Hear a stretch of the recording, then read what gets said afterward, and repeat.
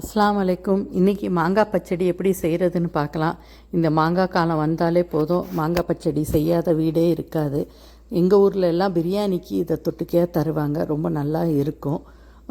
சாம்பாருக்கும் ரொம்ப நல்லா இருக்கும், குழம்புங்களுக்கும் நல்லா இருக்கும். ஒரு அரை கப் அளவுக்கு இன்றைக்கி மண்டை வெல்லத்தை எடுத்து கொஞ்சமாக தண்ணியை ஊற்றி கரைச்சி எடுத்து வச்சுக்கிட்டேன். அடுத்தது இன்னொரு வாணலியில் கொஞ்சமாக எண்ணெயை விட்டு இதில் கடுகு கருவேப்பிலையை போட்டு தாளிச்சிக்கிட்டேன்.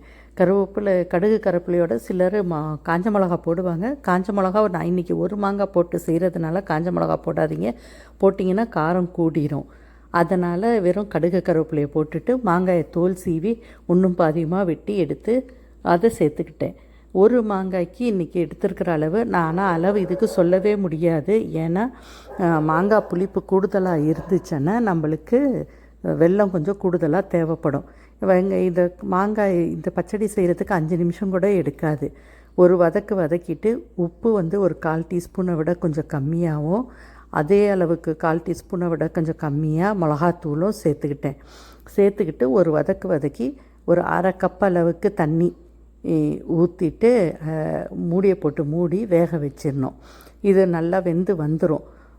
மாங்காய் நீங்கள் எடுக்கிறது கொஞ்சம் பழமாக மாறிக்கிட்டு இருக்கோம் இல்லைங்களா, மாங்காய் இல்லாமல் அந்த மாதிரி இருக்கிறது எடுத்திங்கன்னா கொஞ்சம் ருசி கொஞ்சம் கூடுதலாக இருக்கும். வெறும் மாங்காய் கூட நல்லா தான் இருக்கும்.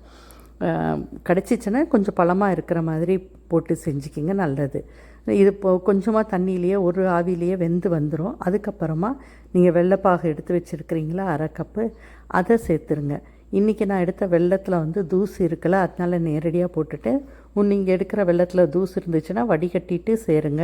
இல்லாட்டினா இவ்வளோ கஷ்டப்பட்டதுக்கு ஒன்றுமே பலன் இல்லாமல் போயிடும். இப்போ இந்த நேரத்தில் நீங்கள் உப்பு காரம் எல்லாம் பார்த்துட்டு கொஞ்சம் கிண்டி விட்டுக்கிட்டே இருங்க. ஏன்னா அடிவு சீக்கிரமாக பிடிச்சிடும். இந்த நேரம் வானலியும் நீங்கள் கொஞ்சம் கனமான வானலியாக எடுத்துக்கிட்டிங்கன்னா நல்லது. இப்போ ஒரு பளபளப்பு வர ஆரம்பிக்கும் நம்மளுக்கு. இந்த மாங்காய் பச்சடி வெந்துருச்சு, ரெடியாகி இது என்ன தயாராகிடுச்சின்னு சொல்லி தெரியறதுக்கு அதில் ஒரு பளபளப்பு வர ஆரம்பிக்கும். இந்த மாங்காய் ஒரு துண்டுங்க ஒன்றும் பாதியமாக இருக்கிறது ஒன்றும் நீங்கள் இது பண்ணிக்க வேண்டாம், அது தன்னாலேயே கரைஞ்சிரும்.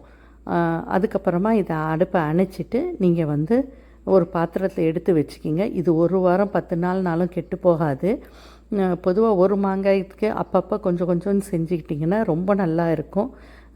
எல்லா சாதத்துக்கும் தொட்டுக்க அருமையாக இருக்கும். பிரியாணிக்கு சொல்லவே வேண்டாம், ரொம்ப அருமையாக இருக்கும்.